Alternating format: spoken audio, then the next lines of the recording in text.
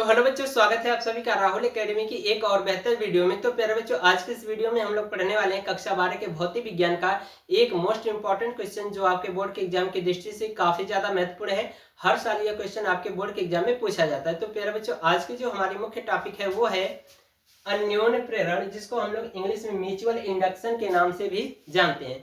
तो प्यारे बच्चों, आज की इस वीडियो में हम लोग अन्योन्य प्रेरण के बारे में समझेंगे, ठीक है। और साथ ही साथ अन्योन्य प्रेरकत्व या अन्योन्य प्रेरण गुणांक के बारे में भी आज की इस वीडियो में पूरा डिटेल डिस्कस करने वाले हैं। बस आपसे रिक्वेस्ट है, वीडियो को शुरू से लेकर के लास्ट तक देखिएगा, तभी चीजें आपको समझ में आएगी। तो चलिए बच्चों, बिना किसी देरी के आज की वीडियो को हम लोग शुरू करते हैं।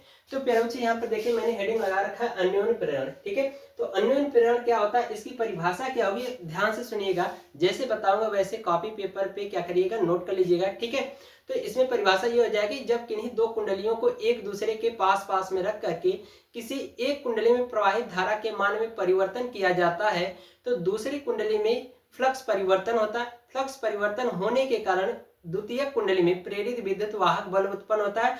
प्रेरित विद्युत वाहक बल उत्पन्न होने का कारण उसी कुंडली में एक प्रेरित धारा प्रवाहित होती है और इस विद्युत चुंबकीय प्रेरण की घटना को हम लोग क्या कहते हैं, अन्योन्य प्रेरण कहते हैं। बात समझ में आ रहा है? आइए चलिए हम लोग चित्र के माध्यम से समझ लेते हैं, ठीक है। तो यहाँ पर देखिए प्यारे बच्चों, मैंने कहा दो कुंडली होगी, ठीक है। तो एक पहली कुंडली बनाएंगे, ठीक है। और इस कुंडली में प्यारे बच्चों हम क्या करेंगे, धारा नियंत्रक जोड़ देंगे, ठीक है। और साथ ही साथ एक बैटरी लगा देंगे और इसके साथ एक कुंजी लगा देंगे, ठीक है। इसका नाम दे देते हैं कुंजी का के, और ये बैटरी है तो इसको एक जो बड़ा टर्मिनल होगा वो प्लस, छोटा वाला माइनस। ये धारा नियंत्रक है प्यारे बच्चों, तो इसको कुछ इस तरह से भी करके दर्शा दिया जाता है, ठीक है। बात समझ आ रही? और यहाँ पर धारा नियंत्रक को प्यारे बच्चों RH से दर्शाया जाता है, यानी रियोस्टेट बोला जाता है, ठीक है। ये हो गया। और एक इसी के साथ समीप में एक दूसरी कुंडली रख देंगे, ठीक है। तो एक दूसरी कुंडली यहाँ पर हमने रख दिया। इसमें हम क्या करें, धारा मापी लगा दे रहे हैं जो कि धारा को मापेगा, ठीक है। तो अब यहाँ पर देख रहे हो कि मान लेते हैं कि ये हमारी क्या है, प्राथमिक कुंडली है, यानी कि जो पहली वाली कुंडली होगी उसका नाम दे देंगे प्राथमिक कुंडली, ठीक है। और जो दूसरी कुंडली है प्यारे बच्चों, इसका नाम दिया जाएगा द्वितीयक कुंडली, द्वितीयक कुंडली, ठीक है। ये हो गया। अब प्यारे बच्चों, हम मान लेते हैं कि इस प्राथमिक कुंडली में कितनी धारा प्रवाहित हो रही है, मान लेते हैं I एम्पियर की धारा प्रवाहित हो रही है। तो इसमें मान लेते हैं I एम्पियर की धारा, यानी I का मतलब I1 मान लेते हैं, ठीक है। I1 धारा प्रवाहित हो रही है, ठीक है। तो अब प्यारे बच्चों हम क्या करें, इस धारा नियंत्रक द्वारा इस प्राथमिक कुंडली में क्या करें, धारा के मान में परिवर्तन करें, ठीक है। यानी कि इस धारा नियंत्रक यानी जो रियोस्टेट है, इसके द्वारा हम क्या करें, धारा के मान में परिवर्तन करेंगे।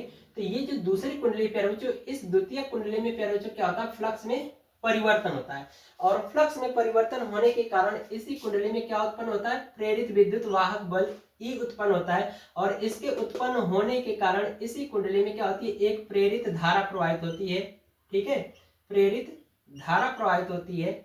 और प्यारे बच्चों, ये जो पूरी घटना हो रही है, ये हमारा विद्युत चुंबकीय प्रेरण की घटना है। तो इस पूरी विद्युत चुंबकीय प्रेरण की घटना को ही हम क्या कहते हैं, अन्योन्य प्रेरण कहते हैं। बात समझ में आ रही है? एक बार परिभाषा कैसे लिखनी है उसको ध्यान से सुनिएगा।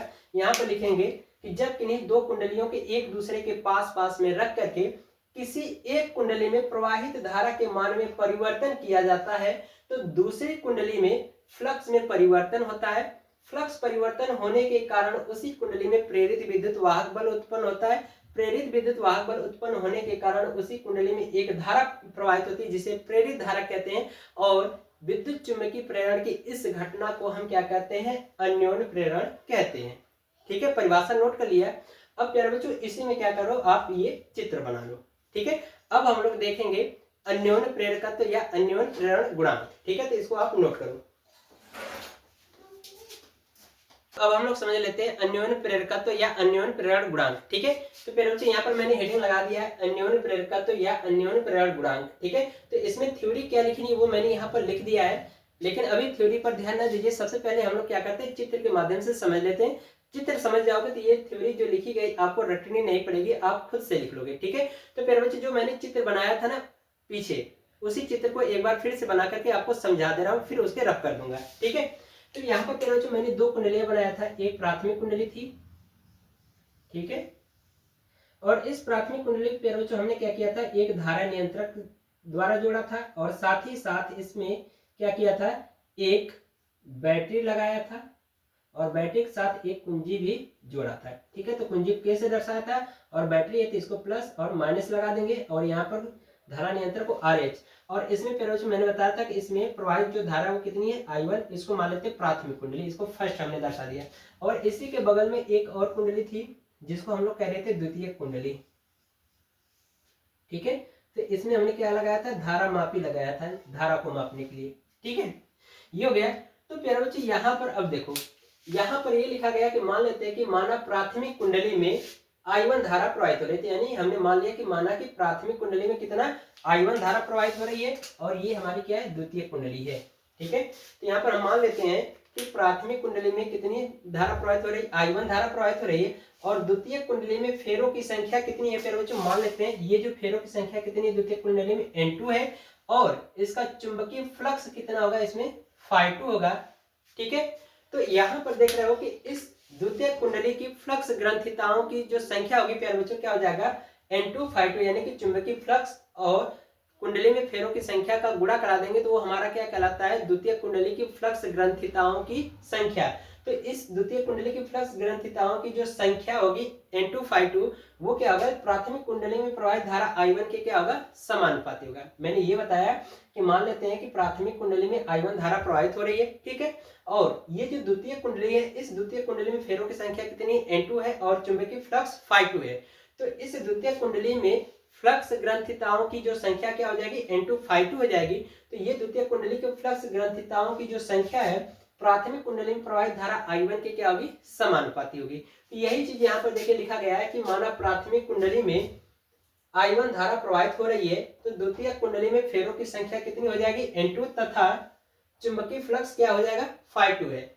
तब द्वितीय कुंडली में फ्लक्स ग्रंथिताओं की संख्या N2 Φ2 होगी। यह संख्या यानी कि यही जो फ्लक्स ग्रंथिताओं की जो संख्या है, इसी को कह रहा है कि यह संख्या प्राथमिक कुंडली में प्रवाहित धारा I1 के क्या होगा, समानुपाती होगा। ठीक है, ये चीज समझ में आ रहा है। यदि प्यारे बच्चों थोड़ा सा भी डाउट होगा तो एक बार वीडियो को बैक करके दोबारा देखिएगा, हर एक चीजें क्लियर हो जाएंगी। ठीक है, तो आइए यहाँ पर हम लोग डेरिवेशन करते हैं इसका। तो प्यारे बच्चों इसमें कहा गया कि ये जो द्वितीय कुंडली के फ्लक्स ग्रंथिताओं की जो संख्या N2 Φ2, ये प्राथमिक कुंडली में प्रवाहित धारा I1 की क्या है, समानुपाती है। तो इसको हम लोग लिख सकते हैं N2 Φ2 समानुपाती I1। ठीक है, तो प्यारे बच्चे जब भी हम समानुपाती के चिन्ह हटाते हैं तो वहां पर क्या होता है, एक कांस्टेंट जुड़ जाता है। ठीक है, यानी नियतांक जुड़ जाएगा। तो यहाँ से हटाएंगे इसको तो नियतांक जुड़ जाएगा, तो ये हो जाएगा आपका N2 Φ2 बराबर MI1। यहाँ पे लिख देंगे जहां M एक नियतांक है,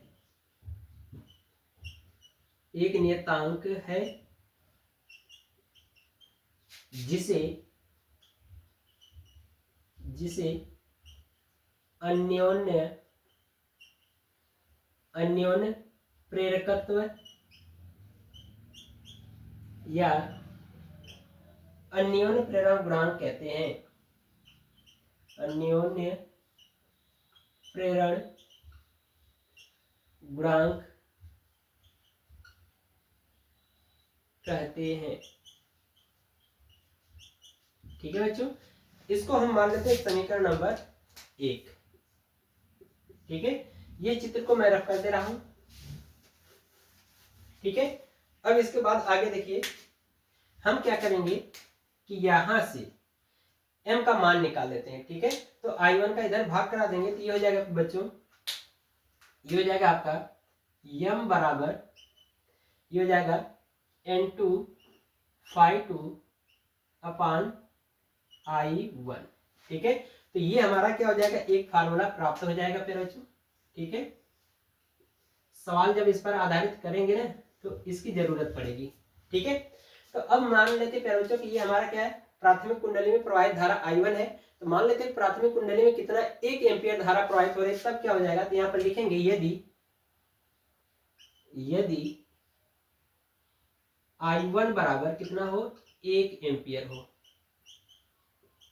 तो ठीक है, इसमें मान रख दीजिए तो ये हो जाएगा m बराबर N2 phi 2 बटा 1, ठीक है। तो ये हो जाएगा आपका m बराबर N2 phi 2। ये भी हमारा एक फार्मूला हो जाएगा बच्चों, ठीक है।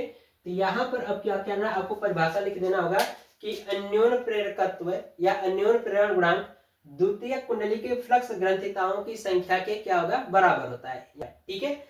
अब हम लोग इसके आगे देखेंगे, यहाँ पर लिखेंगे माना कि द्वितीयक कुंडली में उत्पन्न प्रेरित विद्युत वाहक बल E2 हो तब, यहाँ पर लिखेंगे माना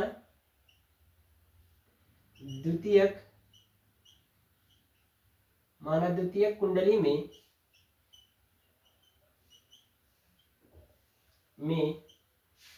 प्रेरित विद्युत वाहक बल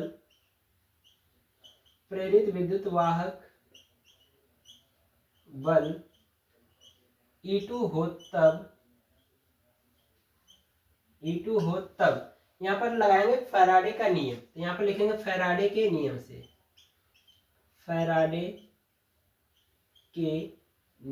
से, ठीक है। फैराडे का नियम क्या होता है फिर बच्चों, फैराडे का नियम ये होता है कि E बराबर minus n d phi upon d t, ये होता है, ठीक है। तो इसी नियम के आधार पर प्यारे बच्चों हम क्या करेंगे, द्वितीय कुंडली में उत्पन्न प्रेरित विद्युत वाहक बल का मान निकालेंगे, ठीक है। तो आप इधर का क्या करिए, नोट करिए, मैं रफ करूंगा, ठीक है। इतना आप नोट कर लो, ठीक है। तो इसको नोट कर लो, तो इसको रफ कर दे रहा हूं अब मैं, ठीक है। तो यहाँ पर मान रख देंगे प्यारे बच्चों, हम निकाल रहे हैं द्वितीय कुंडली में प्रेरित विद्युत वाहक बल। तो जहां पर E है वहां पर क्या लिख देंगे E2, और जहां पर N है वहां पर लिख देंगे N2, ठीक है। तो ये हो जाएगा प्यारे बच्चों आपका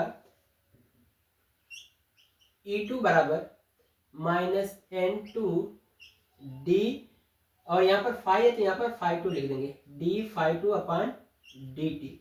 हम क्या करें प्यारे बच्चों, इस N2 को इसके साथ लिख दें, तो ये हो जाएगा आपका E2 बराबर, यहाँ पर देखिए minus D upon d T, ठीक है। और N2 को इसके साथ फाई 2 के साथ लिख देंगे, तो ये हो जाएगा N2 फाई 2। तो यहाँ पर प्यारे बच्चों जो समीकरण 1 था देखे होंगे कि N2 फाई 2 बराबर क्या है, Mi1 है, ठीक है। तो यहाँ पर लिख देंगे समीकरण 1 से, ठीक है। तो समीकरण 1 से मान यहाँ पर रख दीजिए, तो हो जाएगा आपका E2 बराबर minus d phi upon d t, इसकी जगह पे रख देंगे Mi1, ठीक है। ये हो गया। अब इसके बाद प्यारे बच्चों हम क्या करेंगे, ये देख रहे हैं कि जो धारा के मान में परिवर्तन किया जा रहा है, तो इस I1 को हम क्या करेंगे, D के साथ रख देंगे और M को बाहर ले लेंगे। तो ये हो जाएगा E2 बराबर minus M DI1 upon DT हो जाएगा। अब इसी M का मान निकालना प्यारे बच्चों, तो हम क्या करेंगे, इसका इधर पूरा क्या भाग करा देंगे। तो ये हो जाएगा M बराबर माइनस E2 पूरे बटा DI1 अपॉन DT, ठीक है। यही हमारा क्या हो जाएगा, अन्योन्य प्रेरण गुणांक या अन्योन्य प्रेरकत्व का फार्मूला। मात्रक की बात करें तो प्यारे बच्चों इसका मात्रक हो जाएगा हेनरी, ठीक है। स्व प्रेरण गुणांक का भी प्यारे बच्चों मात्रक हेनरी होता है, और जो स्व प्रेरण गुणांक का जो बीमा सूत्र होगा वही अन्योन्य प्रेरण गुणांक का भी बीमा सूत्र होगा। तो यहाँ पर बीमा सूत्र लिख देंगे, बीमा सूत्र। तो बीमा सूत्र क्या हो जाएगा, इसका हो जाएगा ML² T-2 A-2, ये इसकी बीमा सूत्र हो जाएगी। तो बीमा सूत्र भी प्यारे बच्चों आपसे ऑब्जेक्टिव क्वेश्चन में पूछा जाता है, ठीक है। तो इस तरह से प्यारे बच्चों आज की जो हमारी वीडियो है वो कंप्लीट होती है। तो आशा करते हैं आपको हर एक चीज समझ में आया होगा। यदि प्यारे बच्चों आपको वीडियो पसंद आई हो तो वीडियो को लाइक करिए, और साथ ही साथ चैनल को सब्सक्राइब करना न भूलिएगा। मिलते हैं आपसे अगली वीडियो में, तब तक के लिए गुड बाय, थैंक यू, जय हिंद बच्चों।